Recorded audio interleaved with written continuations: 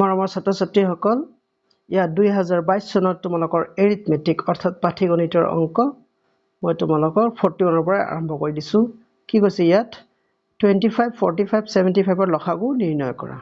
লসাগু একেবাৰে সহজ তোমালোকে জানা কেনেকে ফাৰ্স্ট 25 then 45 then 75 আসলতে আমাক সৰু নম্বৰৰ পৰা ডিভিজন স্টাৰ্ট কৰিব লাগে কিন্তু মই তোমালোকক কম তোমালোকে ডাঙৰ নম্বৰৰ পৰা আৰম্ভ কৰিবা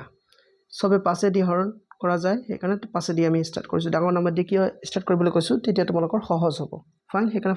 5 দি আমি স্টাৰ্ট কৰিছো 5 5 গুণ 25 5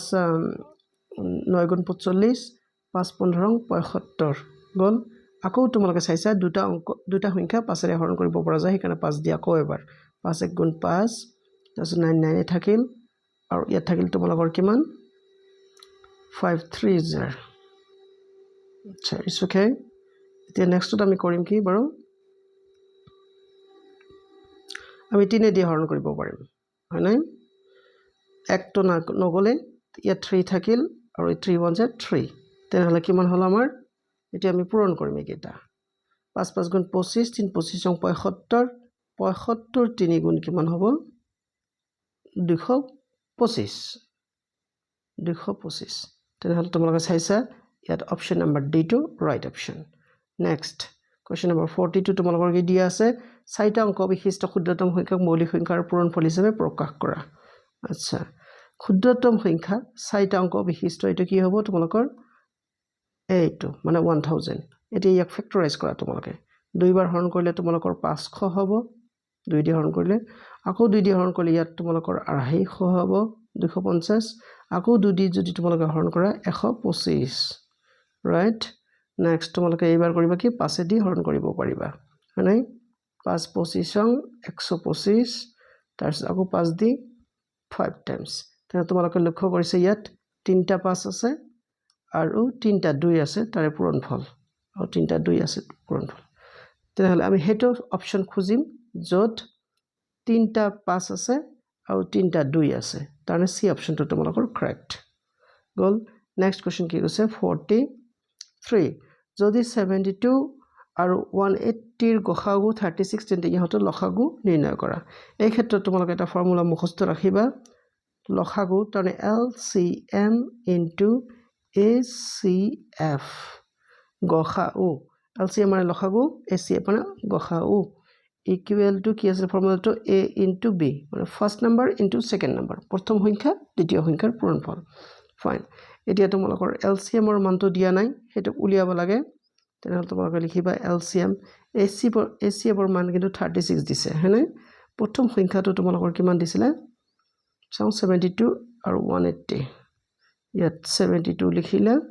আৰু ইয়াত 180 গল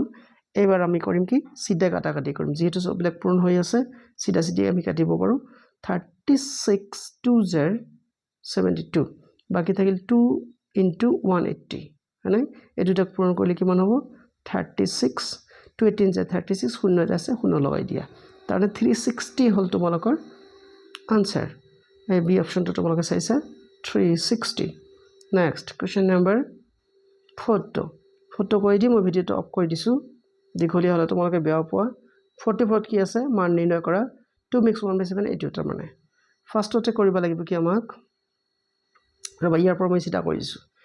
এই ইম্প্ৰপাৰ মিক্স ফ্ৰেকশন আছে নহয় ইয়াক তোমালোকে ইম্প্ৰপাৰ ফ্ৰেকশন লৈ কনভাৰ্ট কৰিবা তাৰনে অপ্ৰকৃত ভগ্নাংশ লৈ কেনেকৈ কৰিবা এই 2 দি তোমালোকে 17 পূৰণ কৰিবা 2 17 কিমান হয় 34 ওপৰ 1 34 plus 1 35 by 17 তাৰপিছত ডিভিজন আছে নহয় ডিভিজন 7 by 10 এইটোকো তোমালোকে একেই কৰিবা ইনটু 1 into 33 হ'ব plus 1 34 by 33 হৈ গল এতিয়া নেক্সট এতিয়া সেকেন্ড লাইনটো মই ইয়াতে লিখি দিছো তেনেহলে ইয়াত আমাৰ থাকিল 35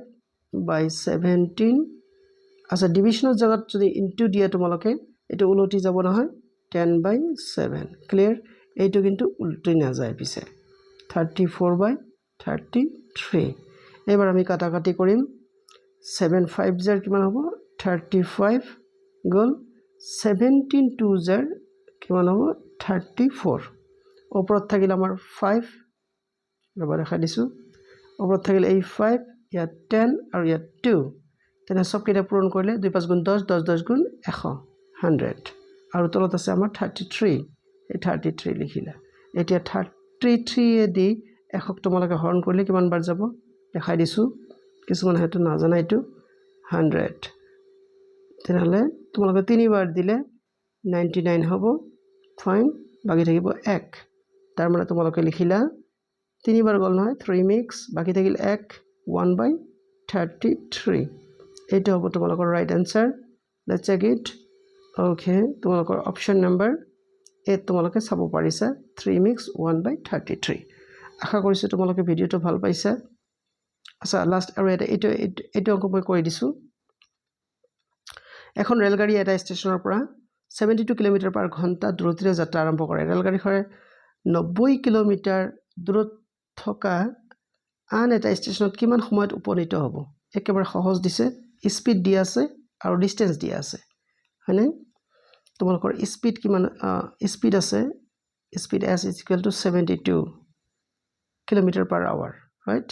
আৰু ডিসটেন্স তোমালোকৰ দিয়া আছে d = কিমান 90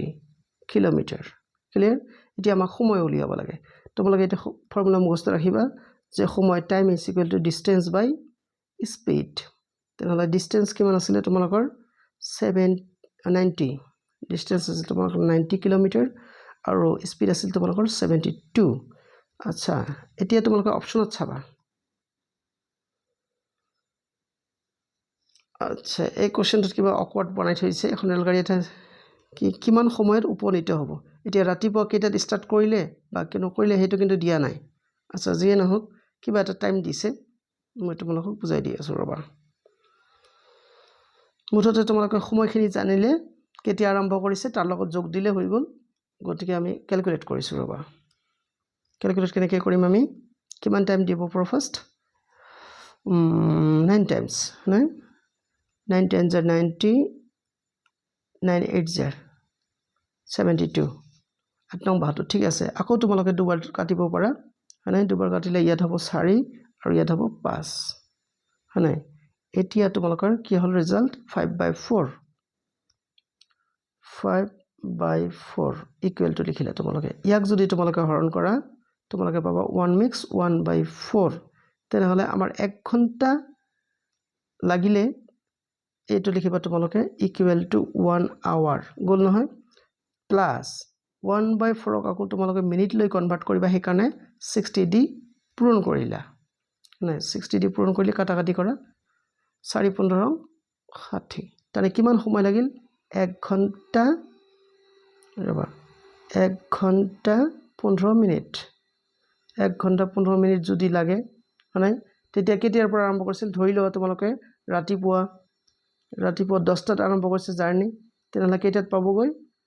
নিশ্চয় 10টাৰ লগত তোমালোকে 1 ঘন্টা আৰু 15 মিনিট তোমালোকে যোগ দিবা তেনেহলে কিমানটা হ'ব 11টা 15 মিনিট মানে 11টা 15 মিনিটত গৈ উপনীত হ'ব মই এটা এক্সাম্পলত দি দিছো তোমালোকৰ মানে তোমালোকে টাইমখিনি জানিলে কিমান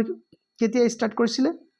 হেতু তোমালোকে গম পাবা আৰু কেতিয়া ফিনিশ কৰিলে হেতু তোমালোকে গম পাব পাৰিবা আশা কৰিছো তোমালোকে ভিডিওটো ভাল পাইছা লাইক কমেন্ট শেয়াৰ কৰিবলৈ নাপাহৰিবা কিবা যদি প্ৰবলেম তোমালোকৰ থাকে কমেন্টত জনাবলৈ চেষ্টা কৰিবা চোৱাৰ কাৰণে ধন্যবাদ